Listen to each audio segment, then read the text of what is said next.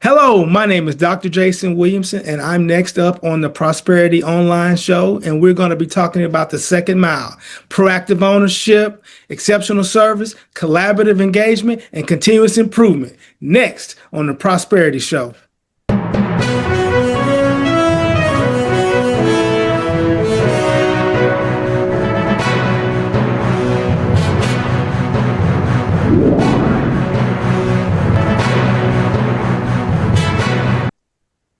Welcome to yet another exciting episode of the Online Prosperity Show, the number one destination where purpose-driven entrepreneurs, leaders, and seekers of more tune in to find stories of courage, strategy, and transformation. I'm your host, Prosper Taruvinga. In today's episode, we gotta sit down with the founder of Second Mile Initiative, a leadership consultant, keynote speaker, an author who helps people go further than expected in their life and career. Now, Jason, how are you doing today? I'm blessed and highly favored. Absolutely. I am so envious of that bow tie there. I think you've just really gotten me to start thinking maybe that could be my new style. But hey, it looks good on you, sir. I appreciate it. One real quick thing about the bow tie and the uniqueness of the tie is what makes it unique by itself. So if you can't tie it perfectly, the imperfection of the tie is what makes it perfect. Ooh, I like that because you will never tie it the same ever again, right? You never tie it again and same ever again. Absolutely. You see, for those that are watching right now, this kid you're looking at right now comes from a town of 81 people and now has earned a doctorate. He was also abducted while he was on the job. And yes, really. That's right. And then he now inspires thousands to lead with more heart, hustle, and humanity. So as I said, you've been following Jason's journey. And I know this journey, just like the bow tie scenario that he's talking about, is going to move you because it's not just about motivation. It's about momentum. So if you've ever wondered how you can turn maybe rejection into redirection, or maybe if faith and strategy can really coexist in business, I think this episode is the one for the books and is the one you really need to pay attention to. So yes, we will talk about how somebody ends up bonding with their abductors in a locked car for about 5 hours. You can imagine the story and the tales that comes out of that. So buckle up. This is not yet another feel-good interview. I think it's a transformational ride that goes through resilience, purpose, and what it really means to lead intentionally. Now, Jason, let's just get started back to where it all starts. You lived in a town of 81 people. So there was 80 other people and you were the one person, or there was 81 people and you were the 82nd person? Actually, I was the 70th person when I grew up there. It's 81 now. It was when I grew up there, it was 69. Town called Ozan, Arkansas, down by a place called Hope, Arkansas. Many people know about Hope, Arkansas because of President Clinton. So I always say that Ozan is down by a place called Hope. Very small town, very big on integrity, very big on working together, very big on morals, very big on value, very big on work ethic, just small in numbers. And it really taught me and gave me a really strong foundation of what it means to be a leader and how I deal with people. And I put how they needs and what their needs are first. So I owe so much to Ozan, Arkansas. I have a friend, a cousin, if you will, who wrote a song, and he said, Ozan needs a voice. And I always try to adhere to that. Ozan needs a voice, and I'm here to be Ozan's voice, or just a representation of you can be from a small place and do big things. And that's what my journey from Ozan speaks to. Absolutely, and it's quite fun. So obviously in Ozan, if Coldplay comes to play, you don't need a jumbotron, right? Everybody knows everybody. We don't need a jumbotron. Everyone knows everyone, and they don't just know everyone. They know everyone that knows everyone that knows everyone. We know who's got the best meal. We know who's cooking what on Thursday. We know who does the best lemonade. We know who does the best homemade ice cream. Like there are no secrets in Ozan, Arkansas. But it's so great and it's so loving, and it just invites you to be feel embraced and loved. And that's what we need in any journey that we have. We have to have a sense of foundation and an anchor, so to speak. So I'm continually anchored by the things that I was taught by my parents, by my circle, by my friends, by my community members coming straight out of Ozan, Arkansas. Absolutely. And obviously, in that sort of town, can you maybe just give us a lay of the land? Was there a school? Was there a post Okay. office? Was there a doctor's office? Okay. So what's interesting, Ozan, like many other schools or many other places in the South, as time went on, they lost people to bigger opportunities, so to speak. So when I was very, very young, we had a post office, we had a store in town, we had an opportunity, a restaurant in town. We called it White's. That was the last name of the owner, White's Restaurant. But as I got older, the clientele kind of drifted off, and we didn't have those things. We bought sodas from the next door neighbor that sold sodas on the side, or candy bars on the side, and so forth and so on. We had to be bused, B-U-S-E-D, bust to Nashville, Arkansas, which is about 12 to 15 miles to go to school. And I rode a bus from the time I was kindergarten all the way to the time I was driving age, ninth or 10th grade. And I learned a lot of things on that bus ride, had a lot of interactions. But as far as having necessities, we had shared necessities. If I didn't have sugar, then my next door neighbor may have sugar. You understand what I mean? If someone needed a ride to town, if somebody was going to town, so to speak, they ask, "Hey, do you need something back from town?" It's that kind of togetherness, collaborative relationships, you get me, that make Ozan special. Well, when you go into business, the parallel is if we can have purpose in business like we had in Ozan, if we can provide exceptional service in business like we would each other, like we did with each other in Ozan, if we are intentional about being collaborative to support each other in a network that supply all the things that we need, like we did in Ozan, then we're starting to build momentum and starting to go in the right direction and starting to really realize some success. And that's how my upbringing and where I'm from has transitioned or translated into how I've built this leadership framework called Second Mile mentality. Absolutely. And thank you. We're going to jump into that a little later on there. So, in a word or in a sense, it did take a village to raise a kid, right? So, if all the kids within the village. Absolutely. Right, right. Absolutely. And I want to say something really quickly. I've never been someone that was a drinker, smoker, any of those types of things. The reason I reference that is I tell young people all the time when I'm getting an opportunity to speak to them, your friends won't allow you to do things that's going to cause you harm. They'll always love you.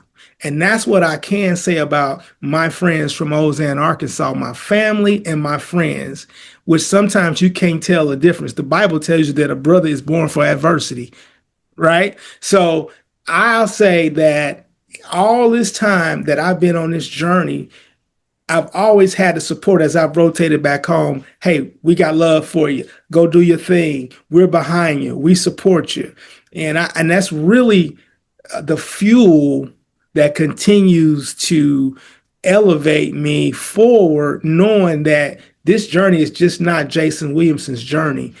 I'm Dr. Williamson, but we're Dr. Williamson. That's a shared deal. They're as proud of me being Dr. Williamson as they would be any of them being Dr. Taylor or whomever. And I think that's important. And obviously, from the 69 at that particular time, has there been any that have maybe progressed like you have and are the doctor for everyone in Oza? Absolutely. I think it's important to say that we have had some successes in many different areas. Mm-hmm. I chose education for the foundation of the direction I was going. Mm-hmm. There's another gentleman that was real close to me. I'll shout him out. His name is Willie Henry. We call him Mo. Mo Henry is someone that he is the first, and he's the first to really be able to be a head football coach in a very large classification, Wow. African American in Arkansas. And we have another young lady. Her name is Tahisha. She is also a doctor, and she does technology. Now, the reason I named those three. There's so many others. So if you're listening and I miss somebody, charge to my head, not my heart. But but I referenced those three or us three to say in that small area, because of the things that our parents did and sacrificed for us, we were able to go out and achieve successes in so many different ways. And I also would like to say that even if you are not somebody that went on to do school or did education. We have barbers that come from Ozan, right? My baby brother's a barber. We have people that went to the military from Ozan, in this whole little group of kids that were within a 5-year range of myself, right? A lot of success is coming from that little small town, and I truly believe that we all carry the mantle together for the people that came before us. We stand on the shoulders of the people that came before us. Absolutely. That's a lot of pride and responsibility that, each and every Mm-hmm. one of you carries. Now, Jason, is it because Ozan is such a small place that you can walk across it, in maybe a day or two, that you talk about going the second mile, that if somebody says, oh, if you can find sugar at mile number 1, you can walk again Right, to mile number right. 2. Well, what it is small enough that you can definitely ride a four-wheeler around everywhere.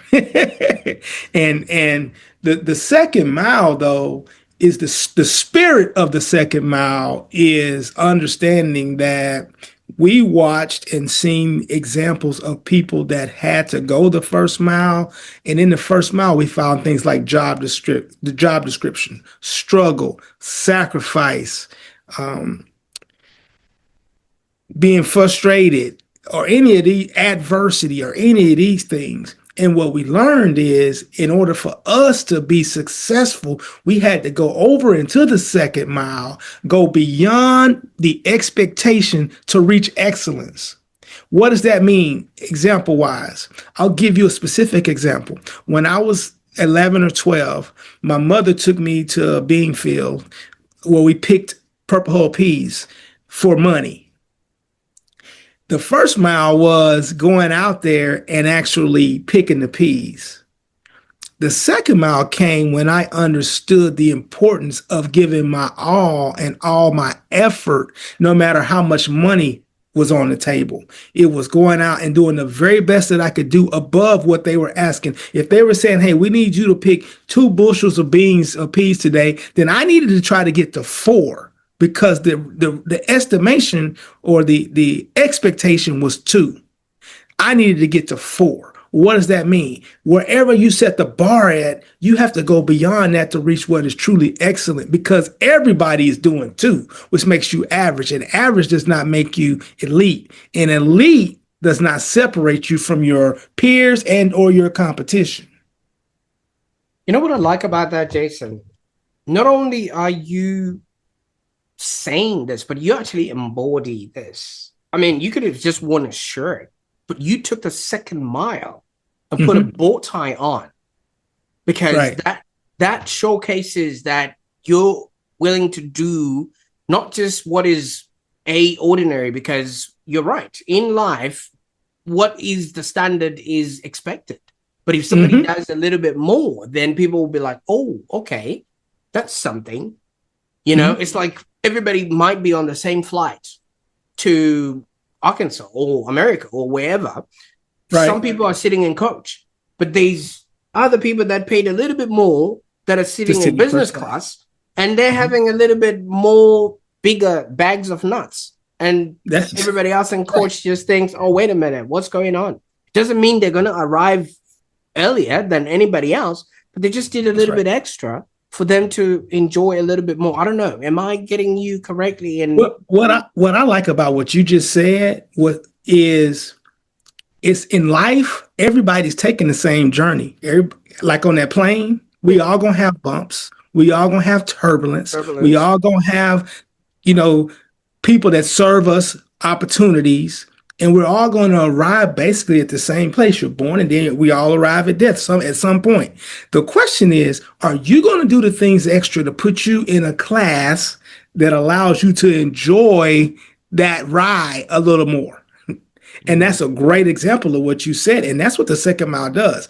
The first mile gets you on the plane and you're in coach. And there's nothing wrong with that. There's nothing wrong with coach as you progress toward first class. But what you get an opportunity to do is start to work your way up and start to move forward, start to make change. And the second mile drags you almost to the front of the class. And that's what I like about it. That's a great analogy. But then the thing is, have you noticed people have gotten lazier and they want instant gratification without having extended themselves?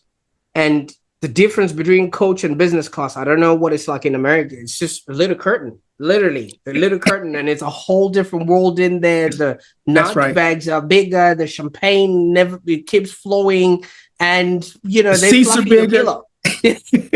You get pillows, fluffy pillows. The service starts immediately when you get on the plane, and you Yeah. notice. I don't know about you, but you get on the plane, first class, they're handing you drinks and doing all the things. You have to wait until you get all the announcements. You get up to 10,000 feet. You going down the road, and then they'll say, "Hey, would you like a water? Would you like a half a cup of water, sir?" So you're right. You're right. Now, Wow. what also happens though, and I want to be clear, in the second mile, there is, you do have to put yourself out there. So you have to have a faith base in something that you have going on. There's some not knowing sometimes can be scary, it can be frightening. In the first mile, sometimes the pain that you know is better than the not knowing what's beyond the pain. So you just have to do what you talked about earlier is continue momentum, continue to have faith, continue to be confident and roll in a way that, hey, if not today, someday, soon, but I'm gonna make it. And just keep that mentality. But you just don't arrive at a conclusion like this. I mean, you sort of brought us to a point or a part where you were working in the field and picking up peas and stuff like that. Right. How does one put two and two together? I mean, it's not an easy thing for somebody to see, because anybody would just want to do what has been stipulated, Mhm. just so that you get whatever remuneration that you want. I was extremely blessed. We talked about Ozan, but the most important part of Ozan was the two parents that were in my house, Hmm. my mom and my dad, Roger and Verna Williamson, who really gave me a foundation about how to move in this world. They taught me the things that were way more important than any lesson plan that I've ever put together or any standard that I ever remembered or any test that I've ever taken. My mom and dad taught me about humility, that yes, sir, and yes, ma'am, and no, sir, and no, ma'am, and thank you will open doors for you that your credentialing won't open.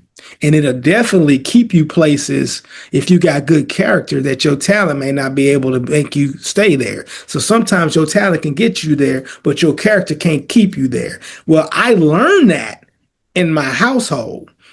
And my parents taught me those things. My dad taught me about keeping my word. My dad taught me about looking a man in his eyes and shaking his hand and being comfortable in my own skin, and that he's just a man just like you're a man, and that you don't have to cower or bow down to anybody, but you give everybody respect. Well, understanding that, my mother, along with that, gave me the spirit of service. I want to serve people. I want to be a servant leader. I want to be someone that somebody can look to as an example of what they can do to be successful. So when I marry those two things together, and then I take all those experiences that we've talked about, when I go forward in life, I have to be responsible to the person that's looking back at me in the mirror. No one, no supervisor, no boss, no colleague, no client, no one can hold me accountable more than I'll hold myself accountable to a metric that's way higher for what I expect out of myself than anybody else can expect from. And that's where it helps me stay in the second mile. I'm not going to let you outwork me. I'm not going to let you outdo me. I'm not going to let you put more effort in than me. Those are things that I can control, and I will control them. I'm up right now at 10 o'clock at night because I knew and expected that this was going to be a powerful conversation. So it wasn't about, am I going to be up too late? Because somebody else is up in the world making it happen. So how can I let them do that and I not be doing that? And I respect that. I love that so much. But there's only so much that you can do. I mean, you're coming from a place where there's 81 people, everybody knows each other. There's not that many opportunities and things like that. Even if you wanted to, they only probably need one plumber for. That's right. You know what I mean? Like, they cannot be That's five right. or six different plumbers. That's And right. and when things start happening, like maybe the world doesn't sort of give you back that energy that you're giving out. Like you got rejected at some point in law school, right? Like Absolutely. things like that. Yeah. You know what I mean? Those are things you can't help. How would you keep going the second mile when you keep hitting roadblocks like that? Well, the first thing you have to do is understand that it's a journey, not a destination. That you're going to have We're roadblocks. flying, yeah. Yeah. If you're flying or driving, it's any traveling has to be a journey, not a destination. One of the biggest disappointments, I guess, in my life is I didn't get an opportunity to get into law school. You're a first gen student. There are some things that you may not know going to college. This is not an excuse. These are just realities. I thought getting to college and going into criminal justice, I had made this is it. And I went to the University of Arkansas, which is the biggest and best university in the state of Arkansas. And it was 5 hours from Ozan, by the way. So when I got there, I probably didn't do enough to get into law school. I didn't. And that hurt. And while I was dealing with that rejection, I was able to get into a program, a master's level program. And during that time, I don't know if it's too early to start talking about the abduction or not, but that's when the abduction happened. I was working as a case manager at a place in Fayetteville, Arkansas, and part of my job was as the case manager to take new clients to get physicals and things of that nature. And on that trip, I took 5 on the trip, but there was only 2 that abducted me, and they kept me in a van for 5 hours. Now, here's the thing. In that van, now I have to be in the second mile. I have to be intentional about trying to make a connection.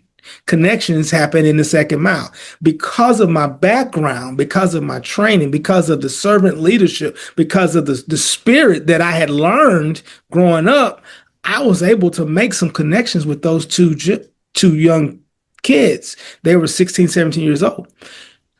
Enough so that when they let me out, we collectively made a pact that they wouldn't do anything stupid to get themselves killed because we had a connection. Now, I'm not saying we was best friends in the world, but I'm saying we did have a connection.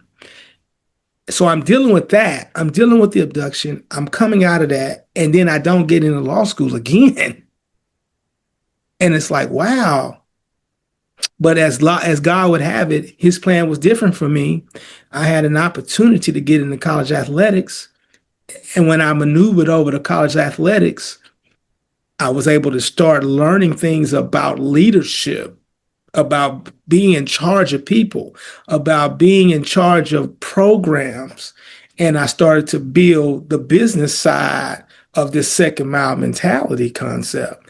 And so that failure from law school, even during a time period where was a really what I would call low period of time for me, still allow me a door to keep moving forward. The biggest thing is keep moving forward. If you stay stagnant, if you stay in that rut, you will not be able to go eventually reach your blessings and reach where it's destined for you. So you cannot wallow in grief and you cannot be a self-servant, self-pity person. You have to be proactive. That's why the first pillar of the second mile is proactive ownership. I had to say, Jason Williamson, you got to get up, you got to move forward, you got to continue to climb, you got to look for opportunities, you got to take initiative, not permission, and be proactive. Proactive ownership. And that's the way you continue to move in the second mile. Absolutely. And I mean, I just wanted us to touch back on the abduction. Okay. So Okay. you're taking these guys to getting their medicals and things of that nature. Right. And you wouldn't have been armed or anything? How did No, they hold no, you no, sir. against your will?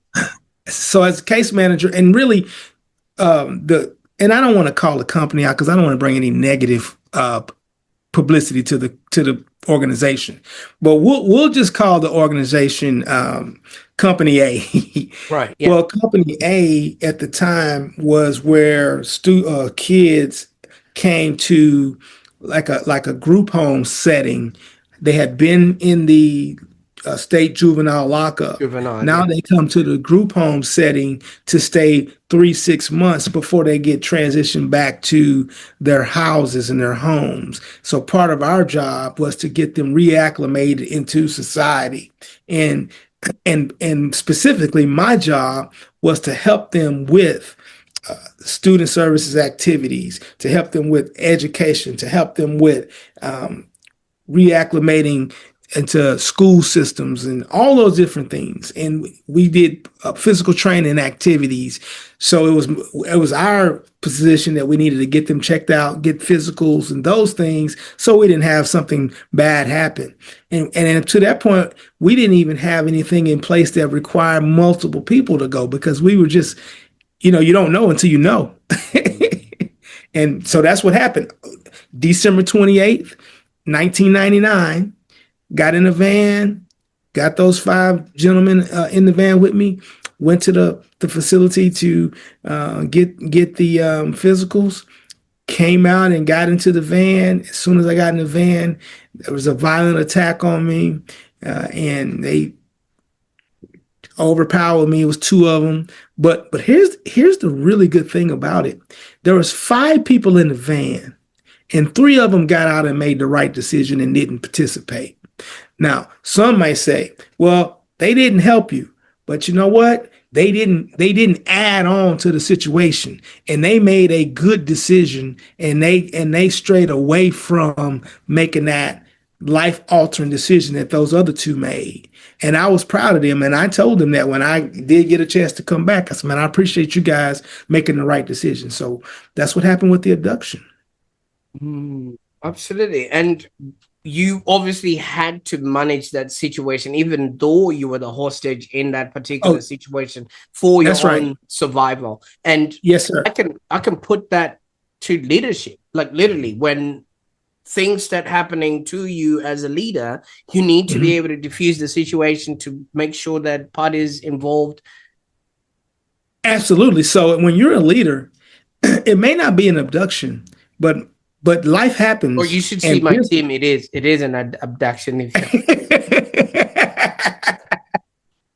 That's right. But all good leaders, all strong leaders, immediately assess the situation before they start trying to make the situation better. They try to collect as much information as possible, and they ask questions, and then they start to provide input. I'm in the van, and my first things first was, let's see if we can get this situation calmed down. Because at the time I'm being choked, and all I want to do is not get choked to death. So I reasoned with the young man and said, "Hey, look, we're going down the highway at 70 miles an hour. It's gonna look funny if people look in the van and they see you choking me.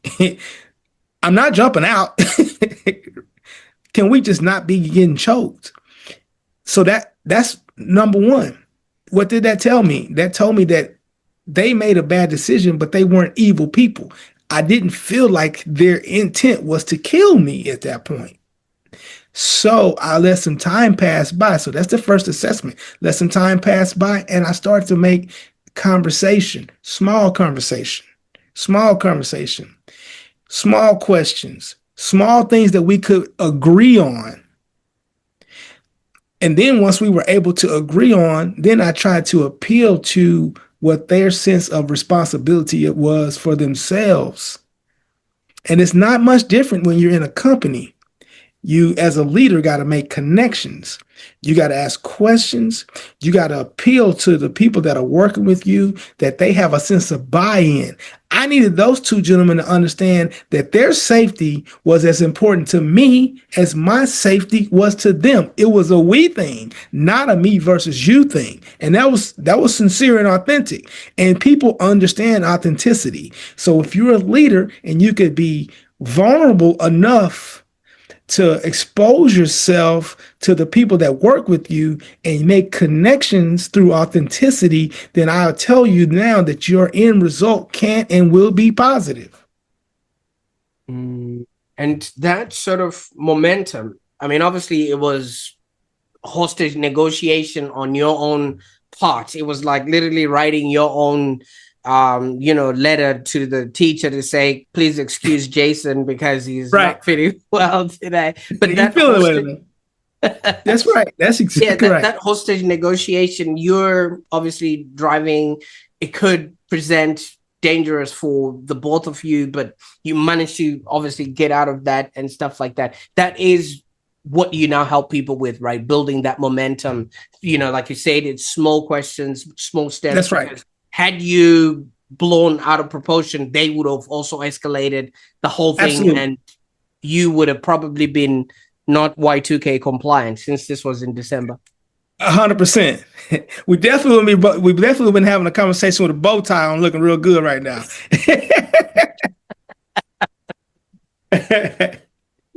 Oh, fantastic. And obviously you're now using this as a message in the work that you're doing, right?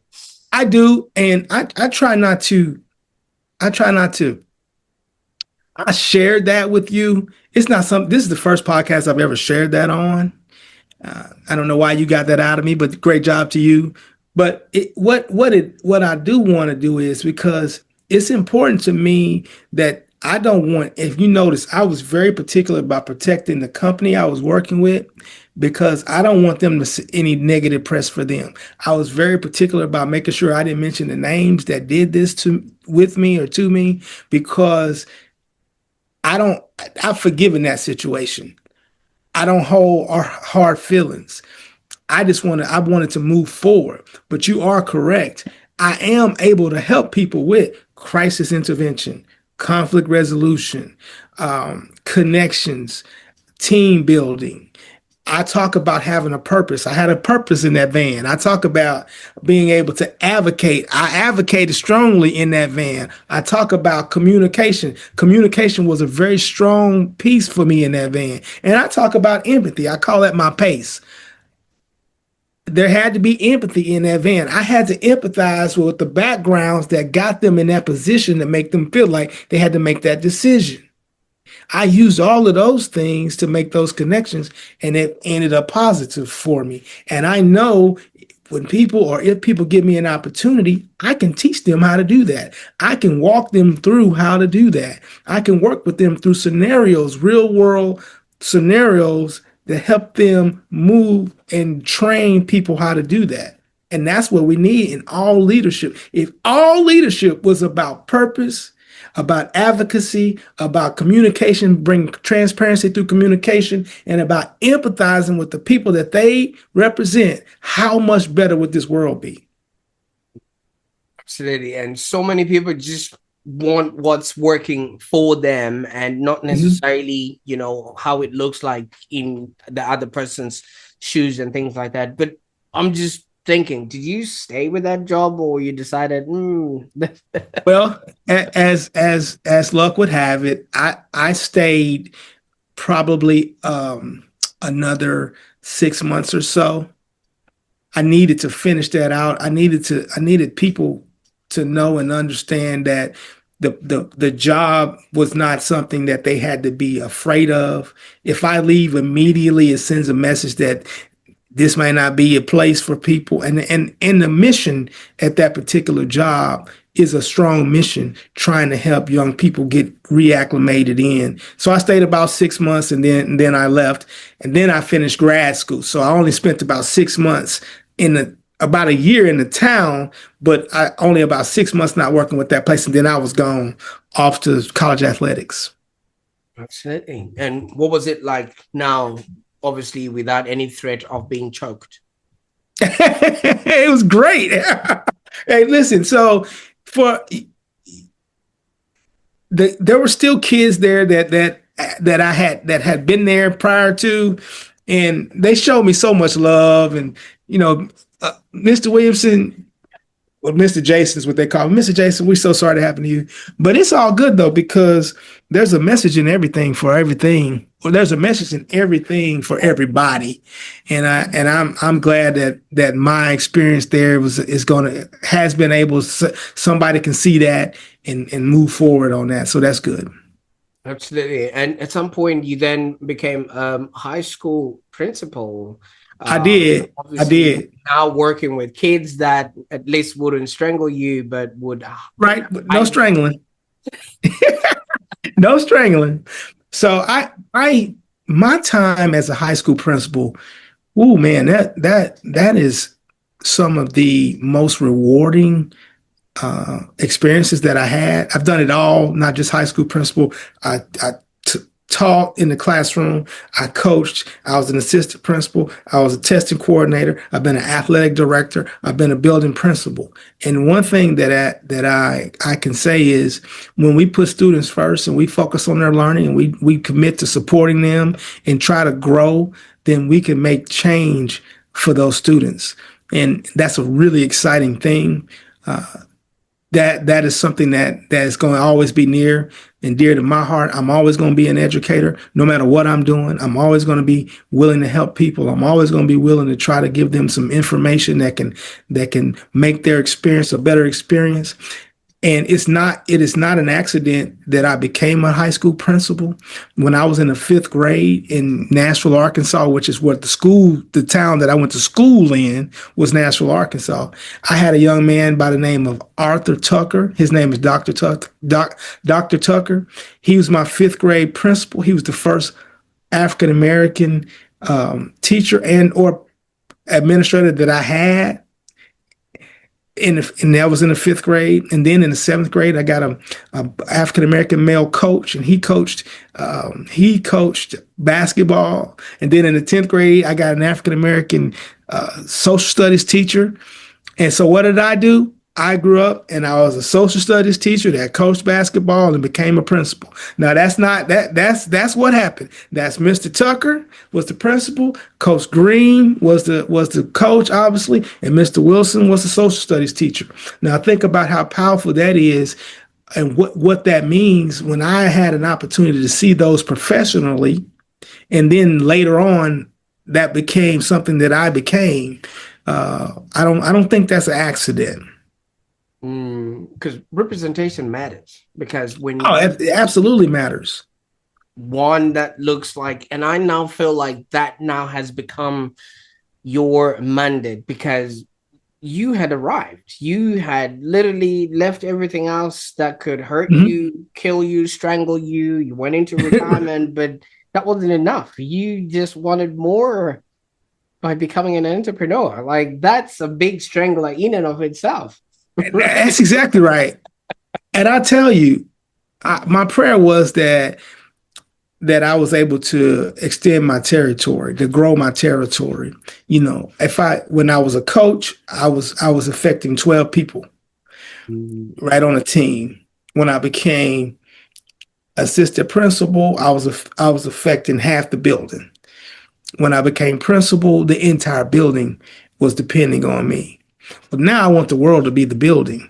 And I want to be able to share this message of resiliency, of confidence, of hard work and exceptional service, collaboration, engagement, all of those things. I want to be able to share that with the world.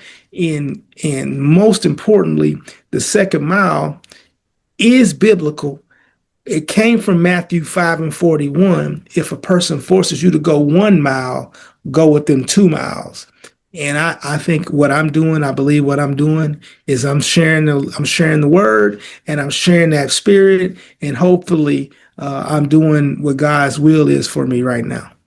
Absolutely. And I really appreciate that. And not only are you just sharing this, you've gone on and created a lot from scratch. I mean, your media kit, the book, the digital brand, and now the persona in and of itself. I mean, what would you maybe say to somebody who says, "Oh, I don't have the time, I don't have the budget, I don't think this is for me, I cannot be that," or any other excuse that people can come up with? My biggest advice for someone that's trying to start is start. Don't wait. Do something. Make a move. Do what your budget allows you to do. What I was able to do is I used my network of people that continually All help. 89 of them. Well, I got a big, yeah, all 89 of them.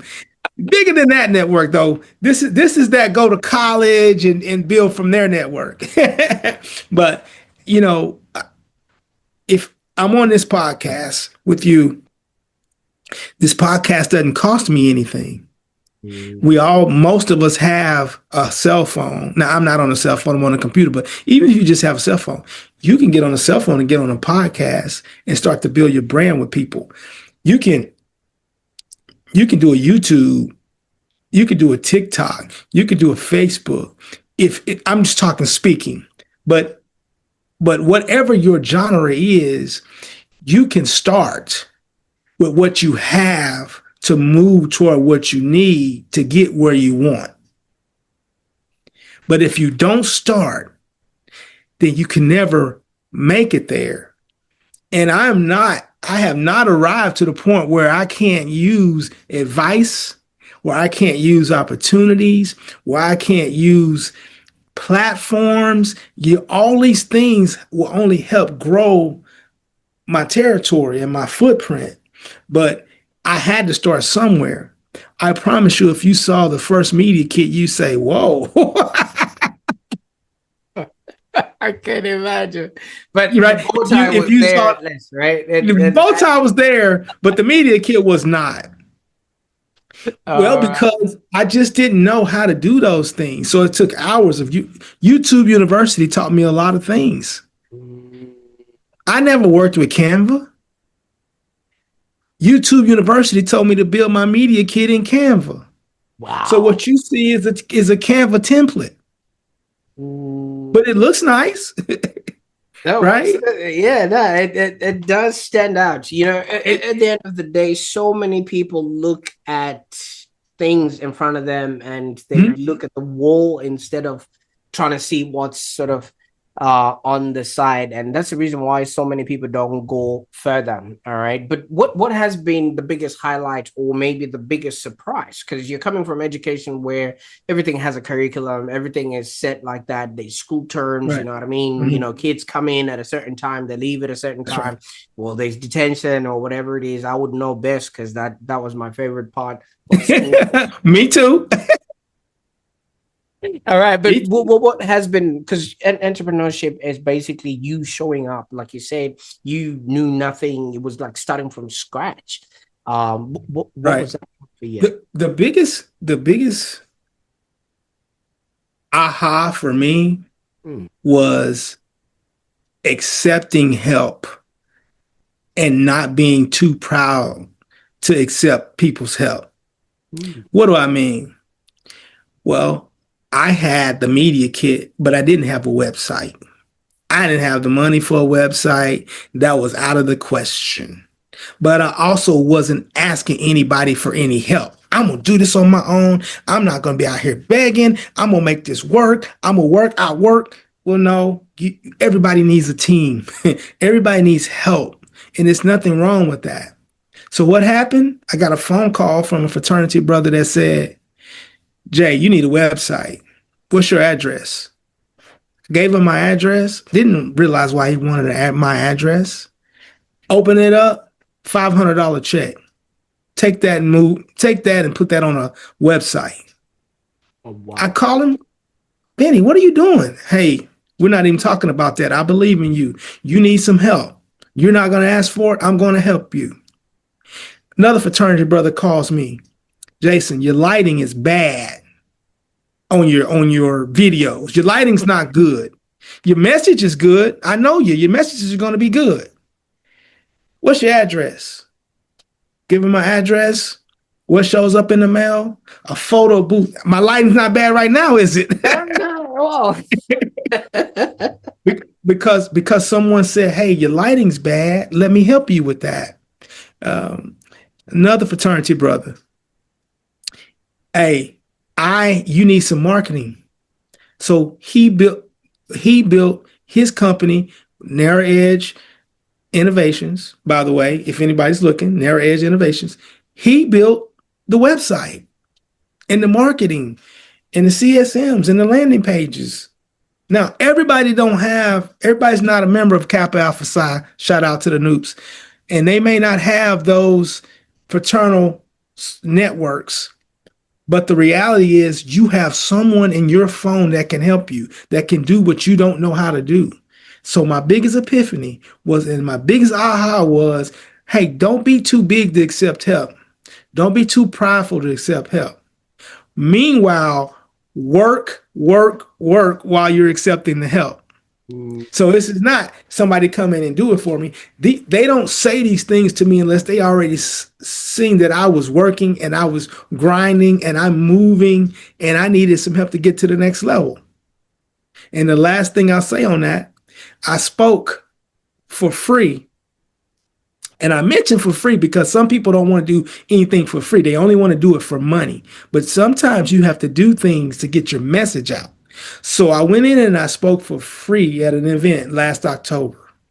A lady in that event came to me and said, I believe in your message. I want to do a video for you. Do you have a sizzle video? And I was like, man, and this person just told me that they were going to charge me $1,500 for a sizzle video, and I don't have that. And she said, you give me some video and I'll take care of it.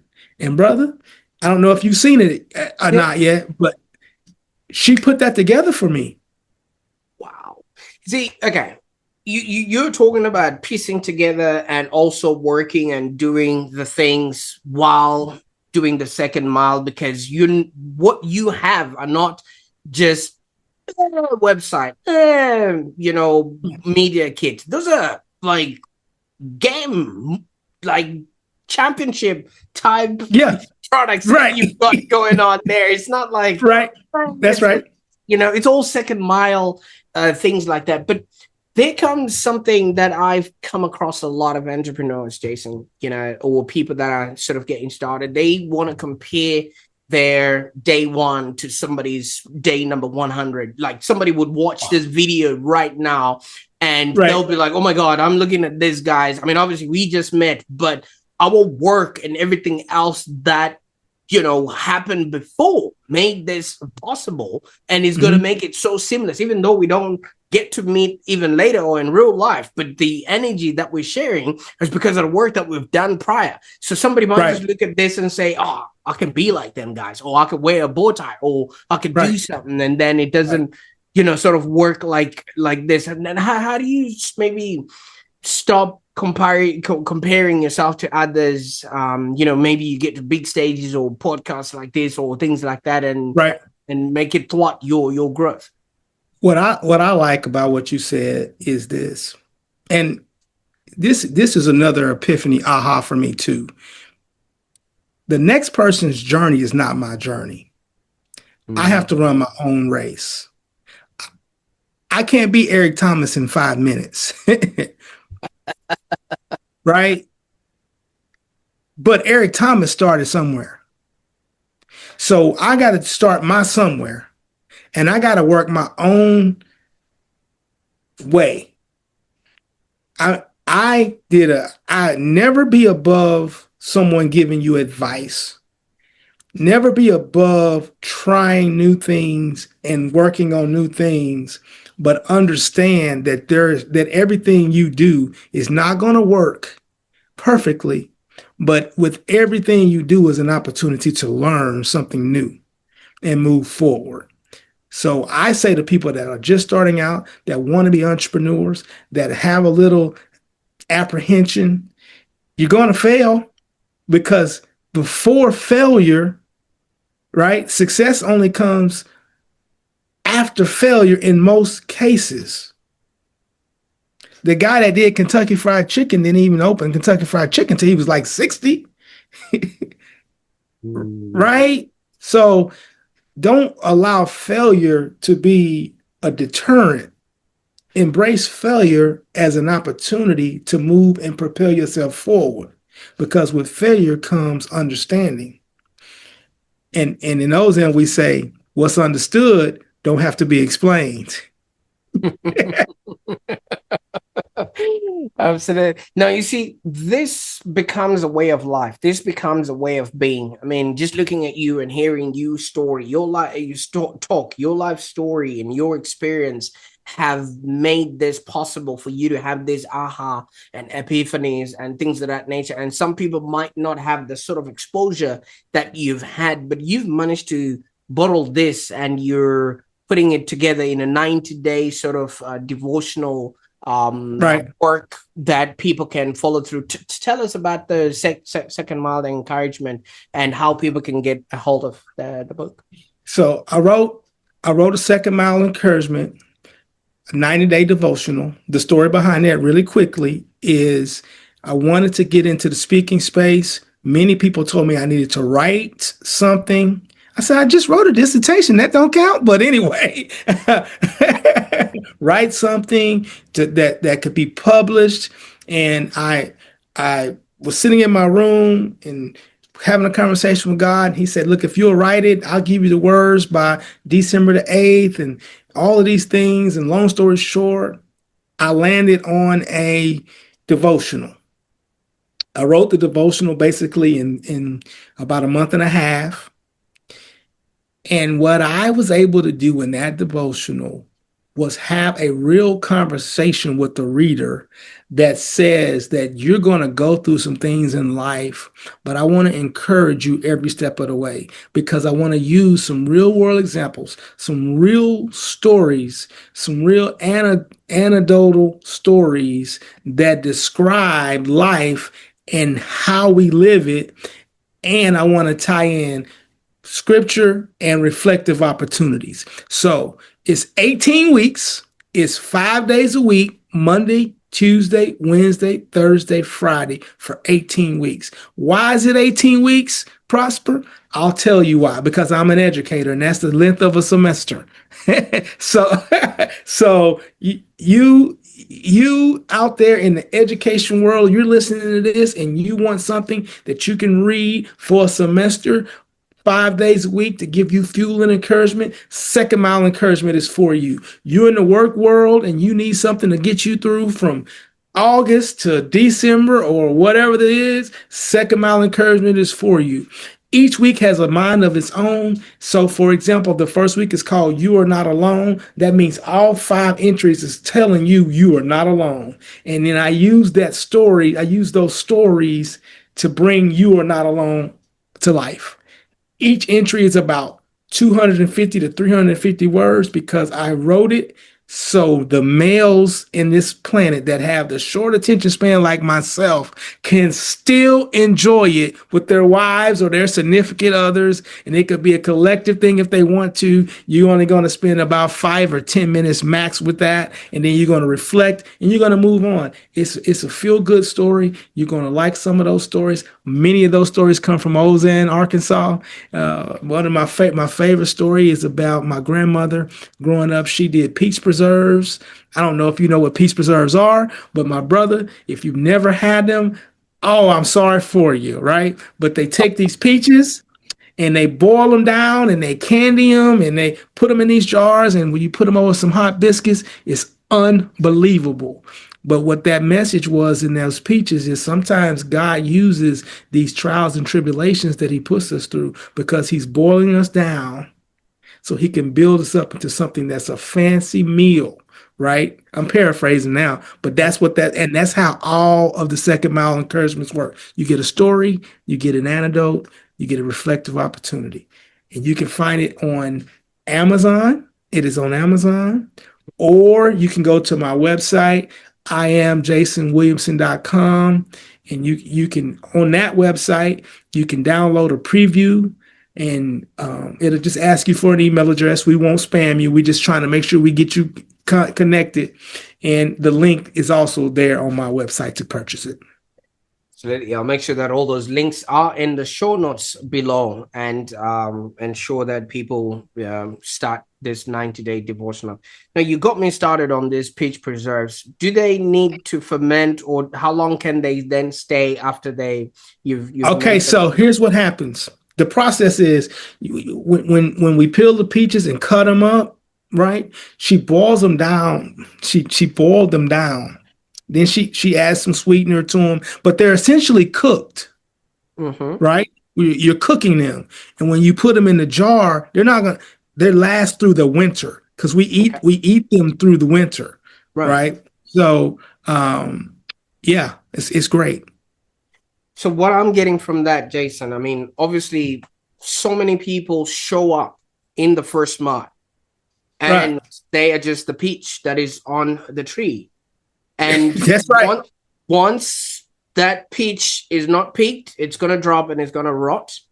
But if the second mile is applied to that peach, which is boiling it and actually adding that, process, that will make that peach last a whole lot longer than it would have. That is the whole essence of the.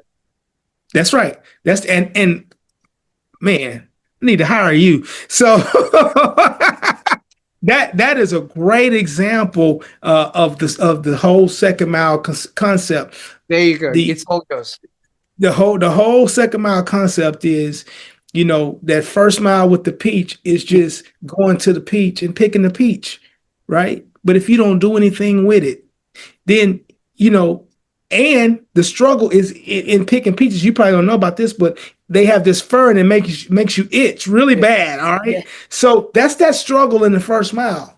But if you go the extra mile, like my grandmother did, if you give the care to the peach, if you process the peach, if you add preservatives to the peach, if you carefully craft it and put it into a jar and you close it, right? Then what you have done is gone farther than the first mile to make sure we can find excellence in a tasty breakfast to boot.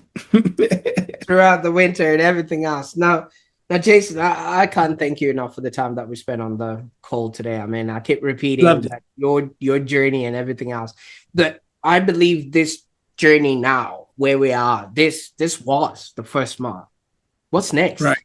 Now that we've gotten into your world, you've invited us into your space, and I'm going to look up these peach preserves and obviously look for the next set of mile would be. But what's next? What are you working on that we can get excited on? And so what I'm doing right now, is a couple things. One thing is, because I'm an educator, because there's such a gap in the educational world in STEAM, science, technology, engineering, arts, and math, specifically for those students that are minority students. They don't gravitate to those worlds.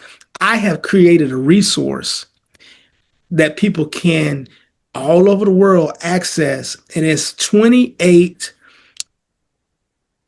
science, technology, engineering, arts, and math pioneers that I put together, some 5 to 7 minute what we call bell ringers and extension activities that are aligned, culturally responsive, and extremely interactive for students to be able to access. This is me being in the second mile of getting information to teachers, to school buildings, to after school places that allows them to access that information. You can go on. I have a landing page for that. There's a video on the landing page that talks you through the whole deal. And there's an opportunity to contact me if needed. But then you can also just check out right there and buy the resource right there on that. And that's at STEM, STEAM .IamJasonWilliamson.com. So that's one thing. And then the second thing is I am looking for stages. I'm looking for stages all over the world. I'm looking for stages to come share this